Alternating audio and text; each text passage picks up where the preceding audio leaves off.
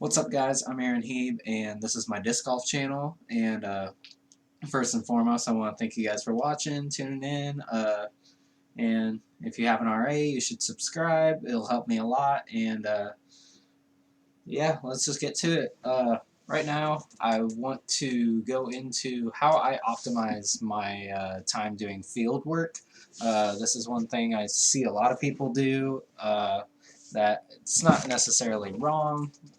It's not going to not help your game, but I feel like there's ways that you can accelerate your ability to get better, I guess, or more consistent. Um, I kind of have a visual diagram I'll work with over here, I guess. But one thing, the first thing that I like to do is when I get out of the car, first thing I'm gonna go stretch. Stretching is definitely important, especially if you want to take the game seriously. You have to stretch a lot before playing if you want to keep from injuring yourself, or just, I mean, be able to be as flexible as you want to. Jeez. So, yeah, right after stretching, I'll usually go out and I'll take my bag, uh, throw my whole bag. I've got a couple destroyers, a force, some shrikes, machete, onyx, firebirds, t-birds, gator, wasp, buzz, mako 3. I'll just take every disc in my bag. I got some putters too, but I'll take those and I'll just throw them back and forth once or twice. From I usually go out to Centennial Park, so I'll just have a wide open field and then a couple baskets to shoot towards. I usually just kind of start out my field work by just throwing a couple shots, not really worrying too much about where they go. Just make sure I'm feeling good. My backhand and my forehand are feeling normal. Nothing's hurt.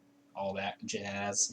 But then usually my first thing when I am done doing that, that usually takes 5 minutes.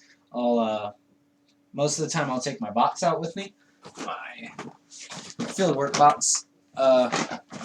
As well as my other discs, and I will start with one set of discs. So let's say my destroyers. I try to keep as many duplicates of discs in my bag in case I lose some. I have some warmed up and ready, like make sure that I understand my angle control with them and how beat in they are, the stability, etc. So usually my biggest thing I practice is my destroyers or destroyer copies, I guess, because it's the distance driver I pretty much use the most. It's my go-to on most holes, especially if I haven't played a course before. I'll throw a destroyer first. So in my bag currently, this changed today, but whatever. I've got a Splatter Star Destroyer, pretty flippy, a Color Glow Destroyer, kind of in the middle, then a Star Destroyer. It's kind of more of my beefy destroyer before I go to my force.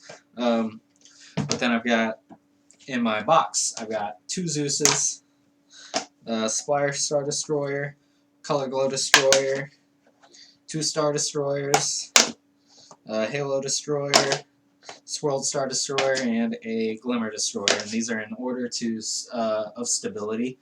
What I'll do a lot of the time, if I'm trying to work on one specific thing, like let's say my destroyers, I will start out by I'm a person who doesn't really like to too much imagination in my field work because I feel like it gives me room to cut corners.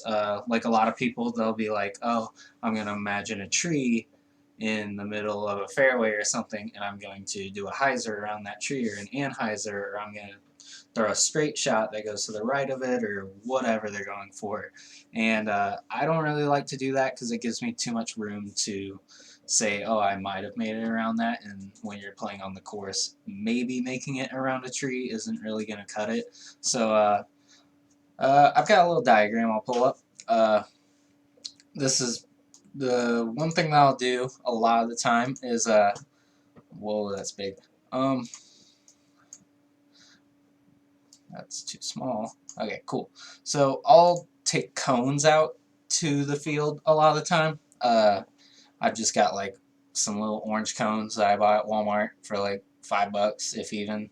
And what I'll do is I'm trying to set up 9 different shot types that I try to hit with every disc I have.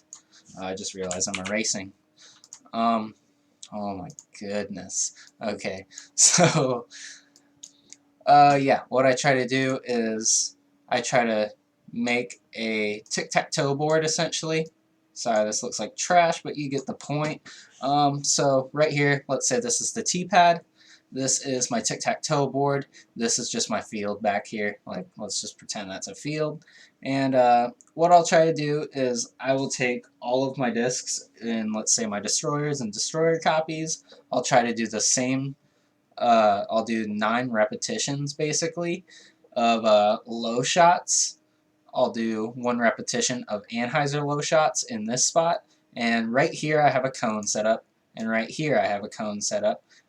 Usually I'll also set one up out here so I don't go too wide, and over here so I don't go too wide, and I'll go Anheuser low shots, Anheuser or low straight shots, and low hyzer shots for skip plays, and those will be my low quadrants, or quadrant's the wrong word. Those will be my low 3 spots, and then I'll have a middle spot up here where I'll go Anheuser middle, straight middle, hyzer middle, and this is the one I like to focus on the most. If you can get a medium height shot to go straight with any disc in your bag, I feel like you'll probably be a successful golfer, and I'm still working on that, of course, but it's definitely a good tool to learn.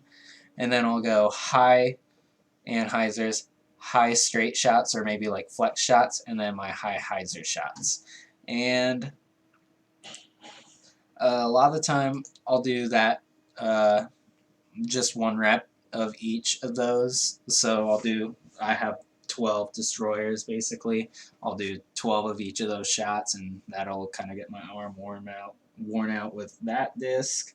And then yeah, and then let's say I'm trying to do the same thing again, but with a different disc. I'll take I've got in my box and my bag, I've got a Glow Champ Shrike, Star Shrike, Halo Shrike. And then in my box I got 2 Champ Shrikes, 1 Star Shrike, and I'll just take all these and I'll do the same thing. And then I'll see where my shots differentiate from my destroyers to my Shrikes. If you know my bag or anything, Shrikes are my understable distance drivers. Then I've got overstable distance drivers, or stable to overstable are my destroyers, and then I have a forced for my really overstable one. And so yeah, that's the biggest thing that I'll probably do with my my field work that I seem to have the most success with. Another thing is I will oftentimes, here I'll try to put the gradient back on this again. Oh, that's not the gradient tool. There, sure. Okay. So another thing I'll do is I learned this from Tristan Tanner. I will set up my 4 cones again, about the same idea. So we got those 3 sections, and I'll just I'll play a game where I'll choose 2 spots to go. Usually I'll do like some sort of like flipping something, or like choose a random number between 1 and 3 on my phone, and I'll assign each of these a spot. So this is 1, this is 2, this is 3. That was gross, but you get the point. So let's say I get 1 and 3. I will try to throw Anheuser shots through here, or forehand shots, and start my shot out going through 1 and ending at 3.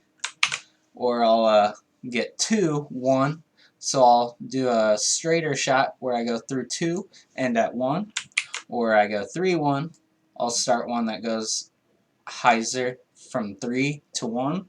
Or say I get 3, 3, I throw something that I want to flip up and finish to the right. So maybe even like something that I want to throw on hyzer and then get to finish over here. That'll be my 3-3. Or 1-1. I'll do the same thing but with a forehand, or maybe I'll throw something that starts on anhyzer out left that ends left as well. And those are just two things that I do in the field a lot of the time that I feel like help me with angle control as well as learning my discs, because I do throw a lot of the same molds, especially for my distance drivers, but they all get worn in differently. They're different weights, etc., different runs. So they're all going to do different things. So the more that you learn how to do the same thing with different discs of the same mold, then you'll learn how to be able to throw them the same way. They'll all do the same thing if you just learn to throw them the same way. That's just the characteristics of the mold. So yeah, that's about all I've got for this video. I think those are the top tips I can give in my field work and that have helped me this year. And if you haven't already, like and subscribe, and hope to see you again soon. Thanks, guys.